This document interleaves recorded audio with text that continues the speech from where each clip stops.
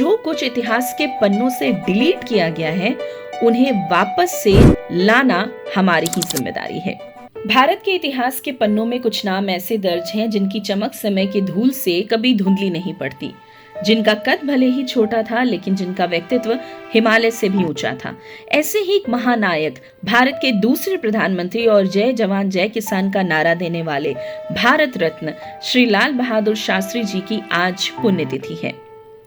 11 जनवरी 1966 ये वो काली तारीख है जब ताशकंद में रहस्यमय परिस्थितियों में भारत ने अपने सबसे लाडले प्रधानमंत्री को खो दिया था। आज उनकी पुण्यतिथि के अवसर पर इनके जीवन, संघर्ष और सादगी और देश के प्रति इनके अविस्मरणीय योगदान को याद करना तो बनता है। नमस्कार, आप देख रहे हैं द एसपी प्रेस और स्वागत है आपका आज के इस वीडियो में। इस वीडियो को पूरा देखिएगा ताकि आपको भी पता चले कि जो कुछ इतिहास के पन्नों से डिलीट किया गया है उन्हें वापस से लाना हमारी ही जिम्मेदारी है। लाल बहादुर शास्त्री का जीवन इस बात का प्रमाण है कि इंसान अपनी परिस्थितियों से नहीं बल्कि अपने कर्मों और दृढ़ संकल्प से महान बनता है। जब 1964 में पंडित जवाहरलाल नेहरू के निधन के बाद देश नेतृत्व के संकट से जूझ रहा था, तब एक साधारण धोती कुर्ता पहनने वाले मृदुभाषी और शांत स्वभाव के व्यक्ति ने देश की बागडोर को संभाल लिया। लोगों को लगा कि नेहरू जी जैसे विशाल व्यक्तित्व की जगह भरना मुश्किल होगा, लेकिन शास्त्री जी ने अपनी छोटे से कार्यकाल लगभग 18 महीने में देश को ऐसे संकटों से उबारा जिसकी कल्पना करना भी कठिन था। चाहे वो 1965 का भारत पाकिस्तान युद्ध हो या देश में अन्न का संकट, शास्त्री जी ने हर मोर्चे पर इस्पाती हौसले का परिचय दिया। आपको बता दें कि लाल बहादुर शास्त्री का जन्म 2 अक्टूबर 1904 को उत्तर प्रदेश के मुगल सराय में हुआ। और विडंबना देखिए ना, जिस दिन महात्मा गांधी का जन्मदिन मनाया जाता है उसी दिन इन महान आत्मा का भी जन्म हुआ।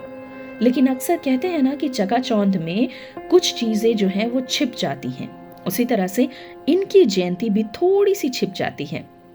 इन्होंने जाति प्रथा के विरोध में अपने नाम के पीछे से श्रीवास्तव हटा दिया था। काशी विद्यापीठ से पढ़ाई पूरी करने के बाद इन्हें शास्त्री की उपाधि मिली, जो आगे चलकर इनके नाम का पर्याय बन गई। गांधी जी के विचारों का युवा लाल बहादुर पर गहरा प्रभाव पड़ा और पढ़ाई के बाद ये आजादी की लड़ाई में कूद पड़े। कई बार जेल भी गए। जेल में रहते हुए भी इन्होंने अपना स्वाध्याय जारी रखा। लाला लाजपत राय द्वारा स्थापित सर्वेंट्स ऑफ इंडिया सोसाइटी यानी लोक सेवक मंडल के आजीवन ये सदस्य बने। इस संस्था का नियम था कि सदस्य अपने परिवार के लिए बहुत कम पैसे लेंगे और देश सेवा करेंगे। शास्त्री जी ने जीवन भर इस नियम का पालन किया। एक बार जेल में रहते हुए इनकी बेटी बहुत बीमार हो गई। इन्हें 15 दिन की पेरोल मिली, लेकिन दुर्भाग्यवश घर पहुंचने से पहले इनकी बेटी का निधन हो गया। शास्त्री जी ने अंतिम संस्कार किया और अपनी पेरोल की अवधि पूरी होने से पहले ही ये वापस जेल लौट गए। इनका कहना था कि पेरोल बेटी की बीमारी के लिए मिली थी और अब जब वो नहीं रही तो उनका बाहर रहना भी अनुचित है, और ये थी उनकी नैतिकता। आज के दौर में जहां कुर्सी से चिपके रहने की होड़ मची रहती है, शास्त्री जी ने एक ऐसी नजीर पेश की जो आज भी याद की जाती है। सन 1956 की बात है। अरियालूर में एक भीषण रेल दुर्घटना हुई। इसमें शास्त्री जी की कोई प्रत्यक्ष गलती नहीं थी, लेकिन रेल मंत्री होने के नाते इन्होंने इसकी नैतिक जिम्मेदारी ली और अपने पद से इस्तीफा दे दिया। पंडित नेहरू ने संसद में कहा कि शास्त्री जी का इस्तीफा इसलिए स्वीकार नहीं किया जा रहा कि वे दोषी हैं, बल्कि इसलिए कि ये संवैधानिक मर्यादा और नैतिकता का एक उदाहरण स्थापित करेगा। सन 1964 में नेहरू जी के निधन के बाद कांग्रेस और देश के सामने सबसे बड़ा सवाल था कि नेहरू के बाद कौन, और जवाब मिला लाल बहादुर शास्त्री। 9 जून 1964 को उन्होंने प्रधानमंत्री पद की शपथ ली। ये वो दौर था जब देश नाजुक स्थिति में था। चीन से 1962 की हार का जख्म अभी ताजा था। अर्थव्यवस्था कमजोर थी और मॉनसून की बेरुखी से देश में भयंकर सूखा पड़ा था। शास्त्री जी को अक्सर सिर्फ युद्ध के लिए याद किया जाता है, लेकिन भारत की कृषि और दुग्ध उत्पादन में उनकी भूमिका नींव के पत्थर जैसी थी। जब देश में अनाज की कमी हुई तो अमेरिका ने भारत को गेहूं देने की धमकी दी। शास्त्री जी ने स्वाभिमान को चुना। उन्होंने सी सुब्रमण्य और एम.एस. स्वामीनाथन जैसे वैज्ञानिकों को खुली छूट दी, जिससे भारत में हरित क्रांति की शुरुआत हुई और हम अनाज के मामले में आत्मनिर्भर बने। गुजरात के आणंद में अमूल की सफलता देखकर शास्त्री जी बहुत प्रभावित हुए। उन्होंने वर्गीस कुरियन को पूरे देश में इस मॉडल को लागू करने के लिए कहा। इसी से राष्ट्रीय डेयरी विकास बोर्ड यानी एनडीडीबी का गठन हुआ, जिसने भारत को दुनिया का सबसे बड़ा दूध उत्पादक देश बना दिया। 1965 का वो समय था जब देश दोहरे संकट में था। एक तरफ पाकिस्तान ने हमला कर दिया था और दूसरी तरफ देश में अनाज का गोदाम खाली था।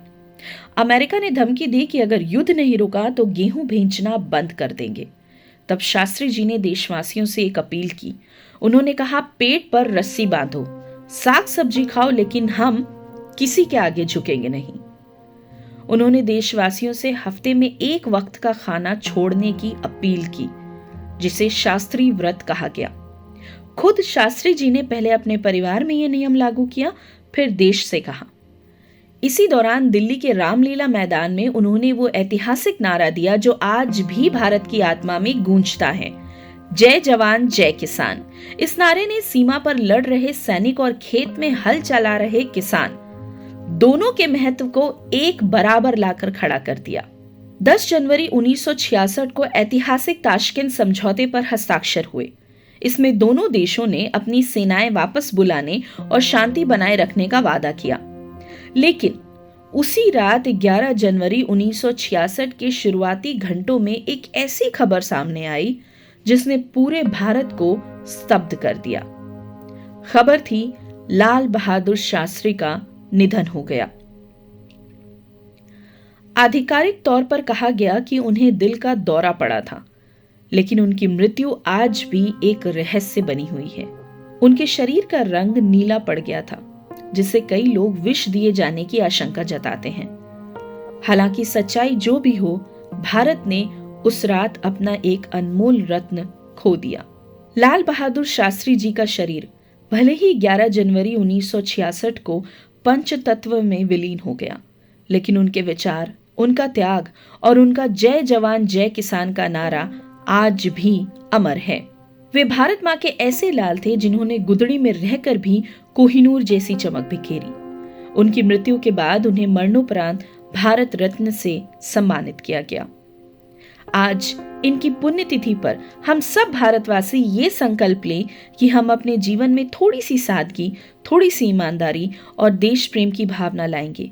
यही उस महान आत्मा को सच्ची श्रद्धांजलि होगी। कोटि कोटि नमन शास्त्री जी को। न हार में न जीत में, किंचित नहीं भयभीत में, कर्तव्य पथ पर जो भी मिला, ये भी सही वो भी सही।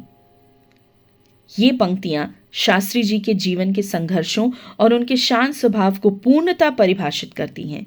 जय हिंद, जय जवान, जय किसान। नमस्कार।